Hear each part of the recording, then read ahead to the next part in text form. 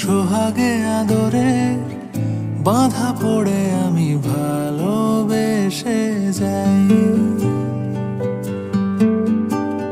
স্মৃতির সাগরে ডুবে গিয়ে আমি ভালোবেসে যাই।